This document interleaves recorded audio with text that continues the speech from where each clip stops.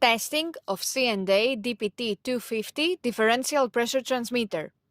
The unit has been set to a calibration range of input signal from 300 to 0 mm water gate. For testing, we add some pressurized air as power supply and a water gate as input signal.